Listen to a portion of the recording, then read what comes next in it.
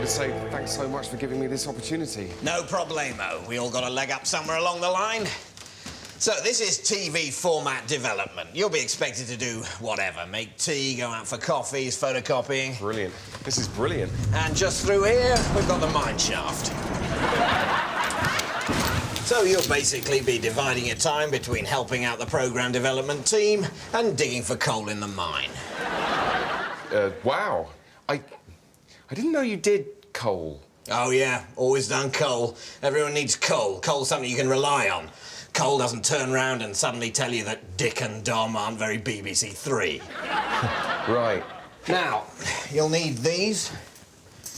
The blackberries in case anyone needs a latte or something urgently, so you can come straight up. And the canaries to tell you if the mine's filling up with poisonous gas, because if it is, it'll start to die. Right, OK. I mean, I'm not, this is... Obviously, I really want this job. It's just... Look, this is TV, yeah? Maybe one day, in a few years' time, you'll be researching on Any Dream Will Do. But before that, there's a hell of a lot of mining to get through. Oh, he's off his food. It's the Helivets!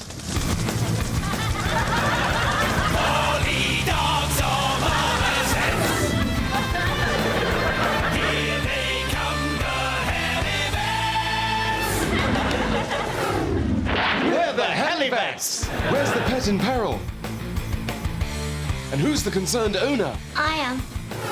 Don't worry, little girl. We'll soon have your gerbil scampering hither and thither about his cage again. It's dead. Rolling around in his sand bath. It's dead. Chewing up an empty bog roll. It's stiff and smelly. We can save him. We can't. Come on. We're the Helivets.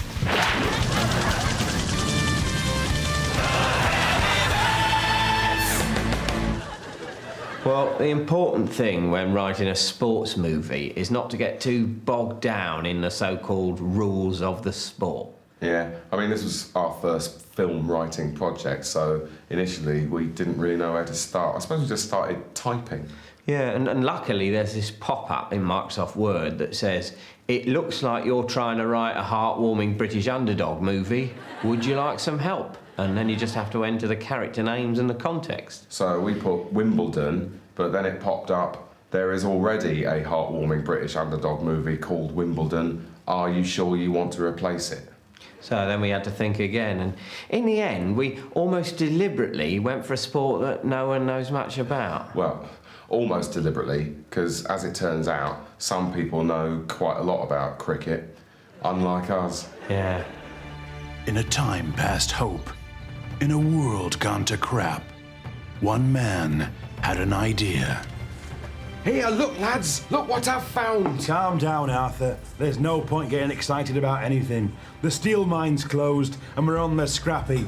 It's official. No, but look, earn big pounds playing cricket. Well, it sounds fine, Arthur, but cricket here in Yorkshire? Don't talk soft. Did I hear someone say cricket?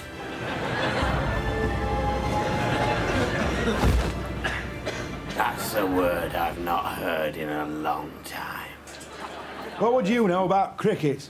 I only used to coach the Manchester United team. The year they won the European Cricket Cup. But to us, you seem like some mad old drunk. That's the other thing about me. Apart from knowing about cricket, it was the Ashes.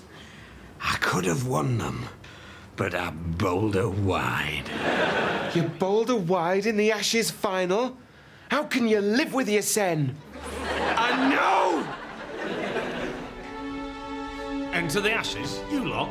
You've taken the piss. Why not? Arthur's a dab-am with a silly mid-on, and Pete can do follow-ons like no one's ever seen.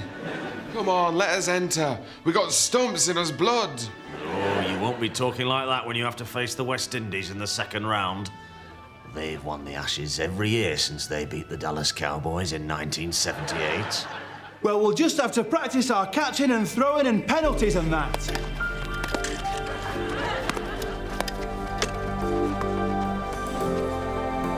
Run! Run! 10! 9! Come on, lads! You've got to bat more! But the bat, it's so narrow, it's perverse.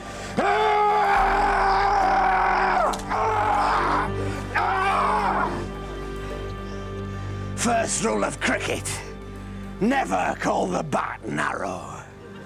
What the bat is very, very wide and very, very short. Wow. Now, carry on bowling and try and do that thing with your hand and your wrist where you make it bounce funny. Welcome to the 200th World Ashes Cricket Cup between West Germany and Pisswhiddle Steel Batters from Pisswhiddle in Yorkshire. Well, the Pisswhiddle team very much the underdogs, but anyone who saw them beat Yugoslavia at cricket in the semis by 400 wickets to 7 runs, all of it for 8, will know that they're not to be underestimated. And West Germany, famously a bunch of cheats. As ever.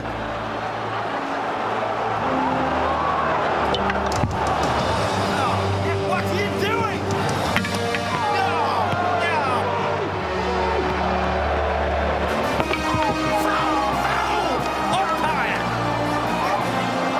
Now that it's half-time and it looks like we're about to lose, I want to tell you a story. I knew a young man who had a dream to win the Ashes. That young man was me. But he bowled her wide and became a that is, I bowled her wide and became a drunk. So don't do that! Now it's your turn to be the team that stands in pairs with the bats rather than the ones in a sort of spread out crowd chucking it around. So make the most of that! And remember, there's no such thing as a draw in cricket! Yes! Yeah, go on, my son! These Pisswhiddle boys really can cricket. What a run.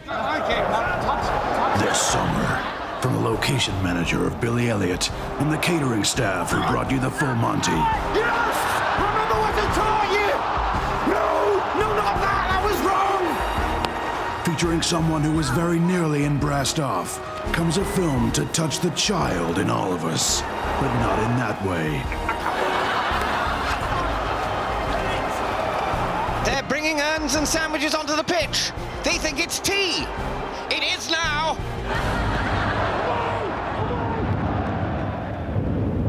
And this is for the Ashes. I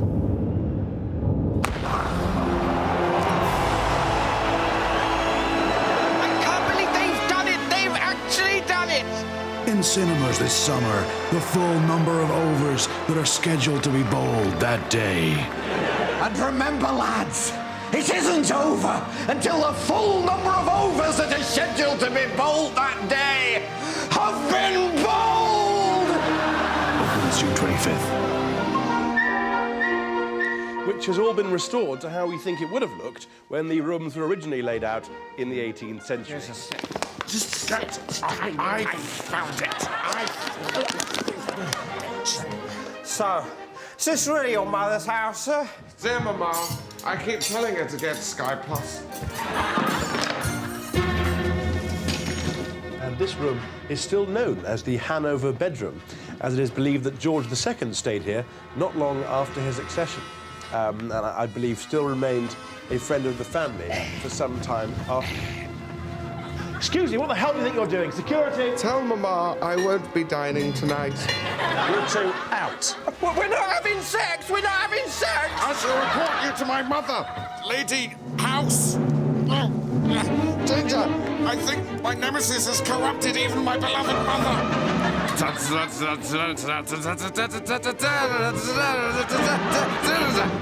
In a country lacerated by the sharp shards of broken brown-eyed promises, in a world bent low by the burden of disease, war, and the price of Thunderbird, who is left to make full account to God of Britain's depleted moral minibar? Yes, it's the surprising adventures of me, Sir Digby Chicken Caesar.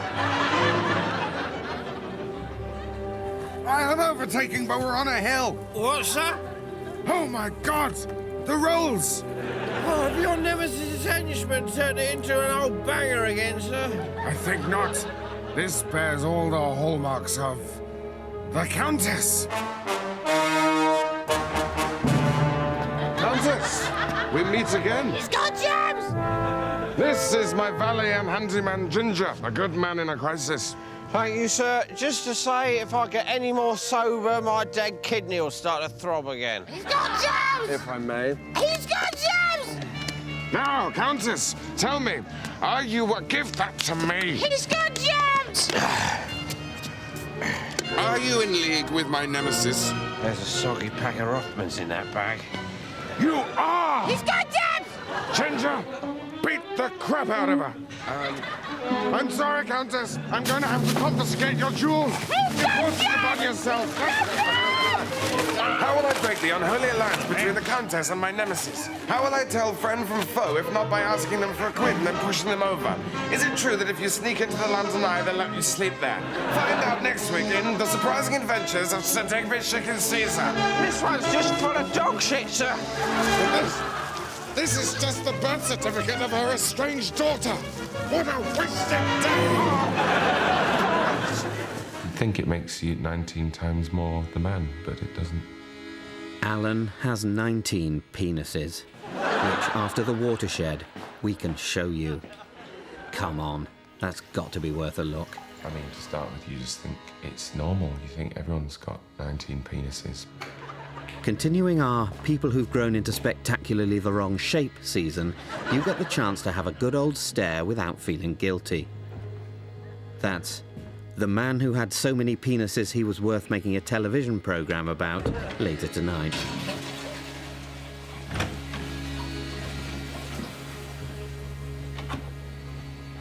Roll up, roll up. OK, so the RSPCA are looking for a song to go on their new advert. They're trying to catch some criminals who've been letting dogs out of their kennels. So basically, someone's let the dogs out, but they don't know who's let them out. Can we think of an appropriate song?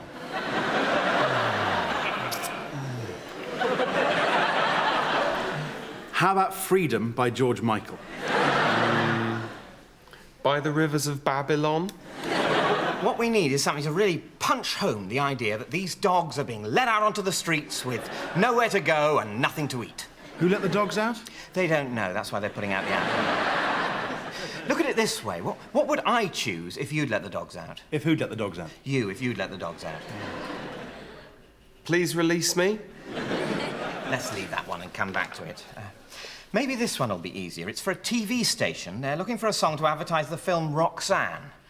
You know, the Steve Martin film Roxanne? No, I'm struggling. Can you give us something more to go on? It's on a Monday night. Blue Monday? Oh, I like the Monday bit. Roxanne? Yes, the film Roxanne with Daryl Hannah. By the Rivers of Babylon? Well, let's revisit that one after lunch. OK, this last one is for a documentary. Michael Palin is going to be trekking along the rivers near where the Babylonians once lived. Anyone? By the Rivers of Babylon? That's right. He's going to be looking at civilizations from that area. Nothing immediately jumps to mind.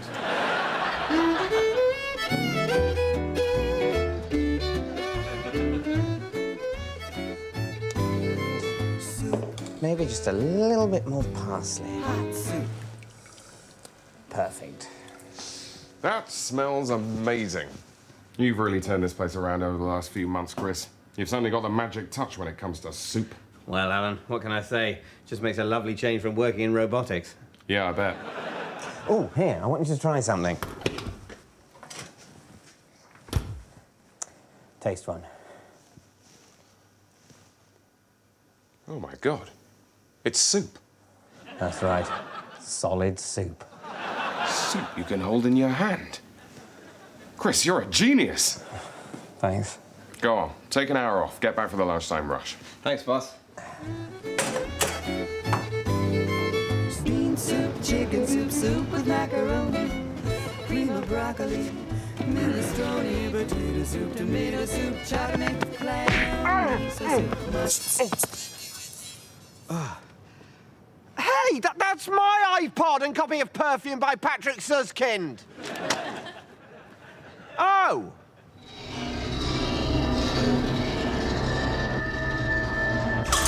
You sure you're okay to work, Chris? Yeah, fine. Needs a bit more zing. You sure you're okay to work, Chris? Yeah, fine.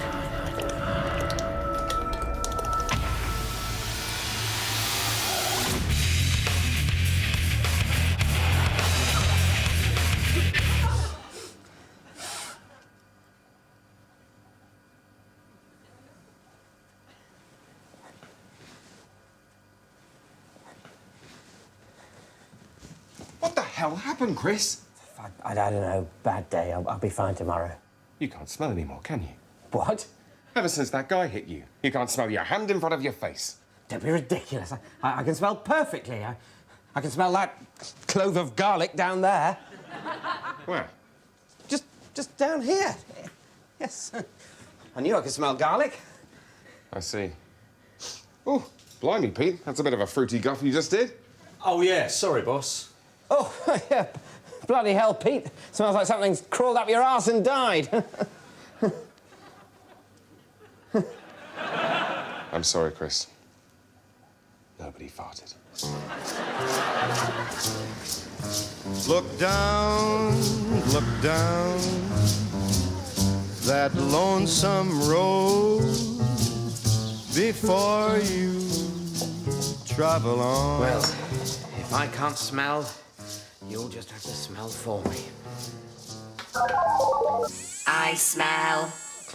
You smell. OK, robot. Smell and identify the objects. I obey. Lost, cannot see, can only smell. Help, help, help. Cannot reach. Cheese. Brilliant. It works. Cheese. No, flowers. Never mind, let's keep trying. Cheese. OK. Cheese. Petrol. It's actually petrol, but good. Petrol. Oh, bollocks. Cheese. Good. Petrol. Good. Petrol. OK, well, let's try this. Cheese. Well, I suppose that'll have to do.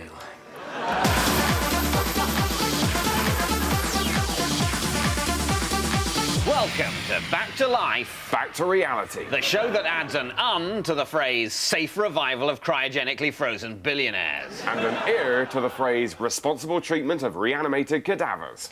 When cryogenics company Frozen Stiff underwent liquidation earlier this year, we became the first TV show ever to own some frozen people to make telly fun for you. That's right, we literally own their asses. When these boys were frozen back in the 40s... That's pre-Hollyoaks, history fans. They expected to be defrosted carefully and when it was appropriate to do so. We haven't got time for that. We've got a TV show to make.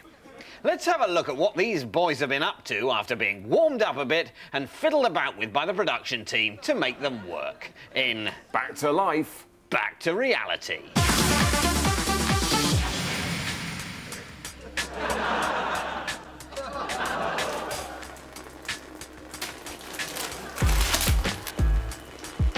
It's the third day in the house and there's big trouble for Howard P. Getty. He's sprung a leak. Yes, they're not filled with blood and guts like you and me. They're filled up with some chemicals put in by expert chemists, specialists. Without those chemicals, they will die. You know, properly. So we've given the other housemates the task of fixing Howard. Cliff Richards, no relation, has got the box of repairing stuff.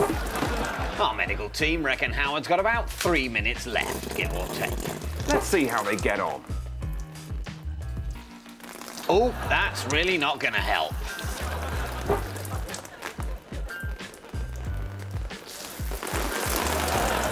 Professor von Strausenberg there has been distracted by a CD. He's just got no idea what it is. And look at that. It seems as if a couple of the prof's fingers have actually dropped off.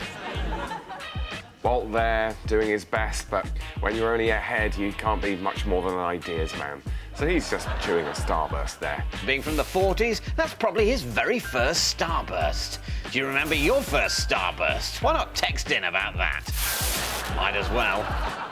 Looks like time is running out for poor old Howard.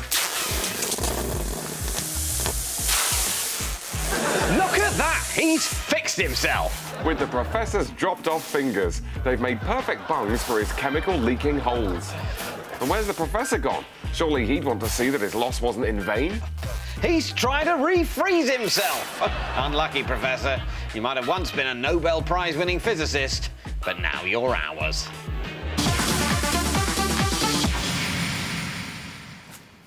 Morning, horse. Lovely day. Sorry about yesterday. I know things got a bit... well, I think we were both. Anyway, onwards and upwards. Let's... where do we get up to? Right. Je m'appelle Horse. Je m'appelle Horse. Okay, so after me. Je. Come on, I know it's early. Je m'appelle Horse. You're not even trying, are you? You're not even trying. And this is why I get a little bit, you know, just je. Will you just at least make an effort, you long-faced sack of shit?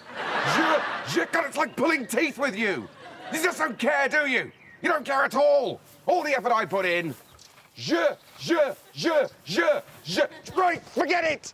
That's fine. You just carry on feeding your face. Don't worry about me. No one else makes me like this. Pig doesn't give me this bollocks.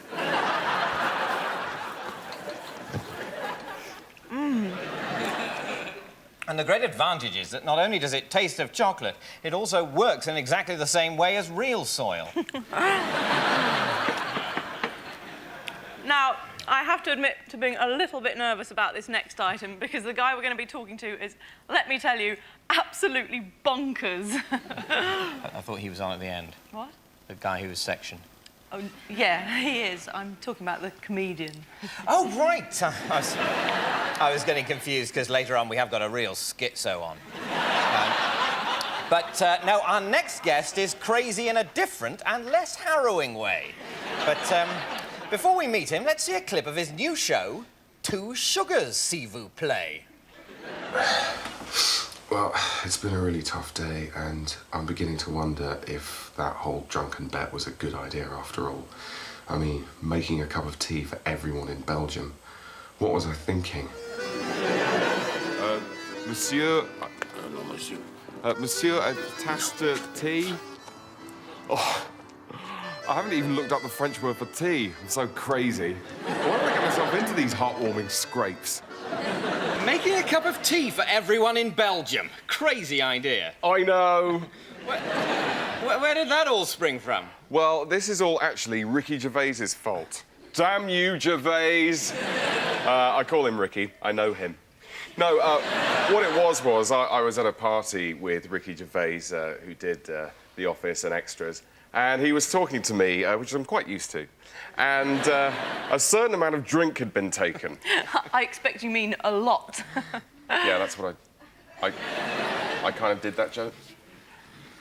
And I said, and, you know, God knows where I get these things from, I bet I could make a cup of tea for everyone in Belgium. And Ricky said, why? So obviously that was a challenge I couldn't ignore. Priceless, because, of course, this isn't the first drunken bet from a famous person you've got yourself mixed up in, is it? No. Just looking at all your books and DVDs, there's Crossing Africa in a Carrier Bag, Building a Cathedral out of ham, Licking Hillary Clinton's Face. I mean, my problem is I just keep having these crazy-sounding but endearingly adolescent ideas, and then I'm forced to write shows and books and make TV programmes about them. I mean, sometimes I wish that I could just have the crazy bet without it furthering my career in any way, but of course, no one will let me. Not least your flatmates, I should imagine, because they all have a tendency to get involved in drunken bets and then publish books about them as well, don't they? afraid so, yeah. It did get a bit crowded back in the flat when Steve was setting up the merchant bank in the Bath, and Pete was using camels instead of the tube for a year, and I invited everyone with the same birthday to come and live with me. Oh, dear. And then we had to find somewhere to put all the money.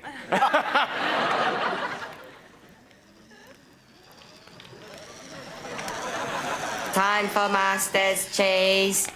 Oh, thanks.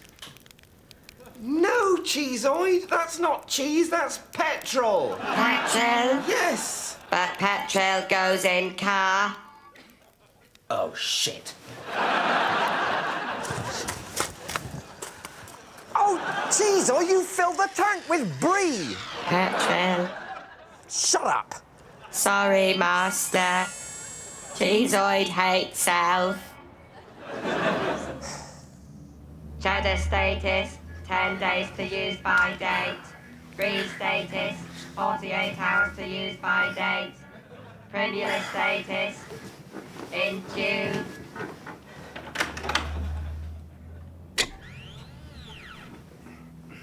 Petrol status, 4.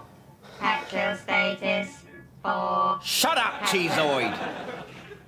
Hate south, hate south, hate south, hate south.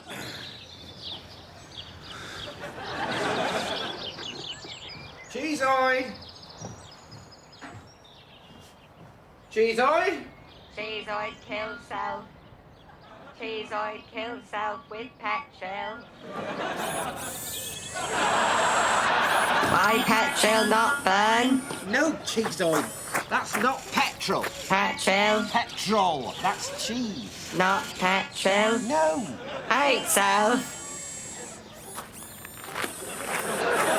Why Cheeseoid exist? Cheeseoid so lonely.